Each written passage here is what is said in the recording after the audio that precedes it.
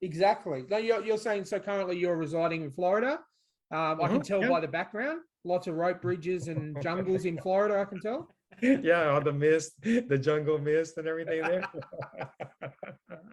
Well, what we're going to do, Joe, we kick this off with all of our guests. We run through a few icebreaker questions just to get to know Okay. you, get to know some of your answers, judge you harshly on your answers, and that kind of thing, you know? All right. All right. So, Ready to be good. Jamie, do you want to take the first one? I'm I ready say when as you he's having a drink. I will. If you could get rid of anything in the world, what would it be, Joe? Golly, I hadn't given that thought. There's so many things that to get rid of. I guess belly fat. I think that would be that's something that like so many times, you know, I want to eat something and I want to eat some more and everything, and I don't do it because of my belly fat and everything. And I think people would be a lot happier if they just didn't have to worry about that. You know, they could just eat and drink I'll agree with you right there, but I use mine to keep me warm in winter, so I'd have to invest in a few more jackets. But yeah, I'll go with that. All right, Yeah. so name something that obviously from reading your book and everything, you've quite well traveled around, you know, some of the most lovely parts in the world. But what's something that would be on your bucket list? Yeah. One thing that was on my bucket list forever and ever, it was to visit the Grand Canyon. And I did it, and it was everything that I expected it to be. It was just so much more, and I definitely recommend it. But I guess on my bucket list, I would like to actually go down in the canyon, because I just visited from on top, you know. Yeah. I would like to actually go down in there, and that's a larger endeavor. Then it's not something that can be done lightly. You know, you have to be well prepared. I have to get rid of my belly fat. So once I get, you know, the first thing done, you know, then I can do the second one, I guess. I have to go down there, yeah, spend some time there, like, you know, a week maybe. Well, you'd probably lose some belly fat if you went in there. Yes. I wouldn't have to worry about it. I just go down with my belly fat, and then it'll be gone by the time I come back out, right? All right. As moving on to one, as one of living in one of the countries that produce probably the most sitcoms ever, which, in your opinion, would be the greatest one made? Oh, that's an easy one. Ted Lasso. Oh, yes. Well done. That's my new favorite show. And now I'll tell you something else. I have never watched an episode of it.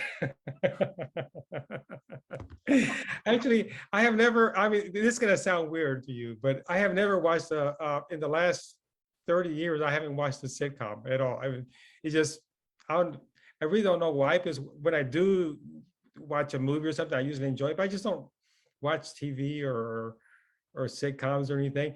But I knew that both of you are big fans of them. So I said, you know, let me suck up to the host a bit there. And we're not the only ones doing. We're not the only ones doing research. Turns out, Ryan. Yeah, I like it.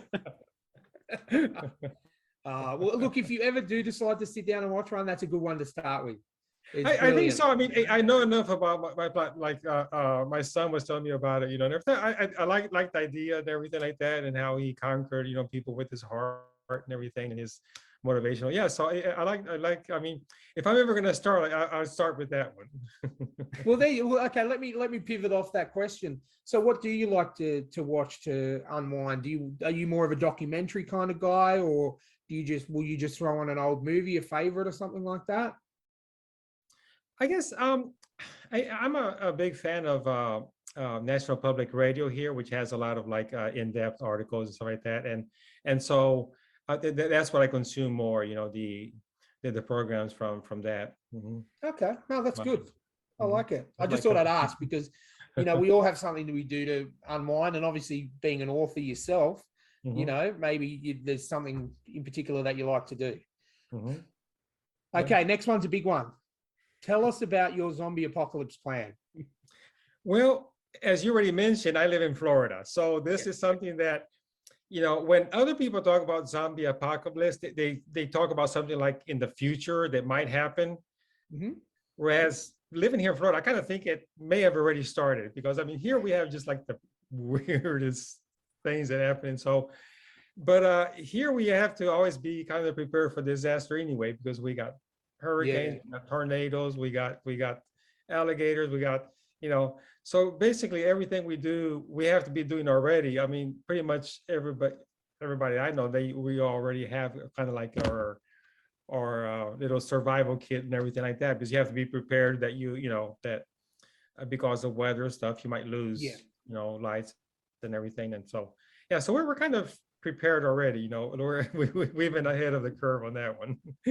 When it breaks out, we're we're ready. No, excellent. We do something like that. Some of the northern Queensland where they do get cyclones and stuff like that. A lot of people there will have what they call their go bag, which is Right, something that they always keep relatively close to the door or to an exit to the house, where they'll just pick it up, and it's got enough things for you to take into that you can live with for a little bit, and important things like photos and stuff like that. So yeah, it's always good to be prepared. We have like, I don't know, about 100 gallons of water stored, and all kinds of different things. So bring it on. Excellent. All right, last question. Elon Musk calls you up and offers you to test drive his new electric time machine. What do you do and where do you go?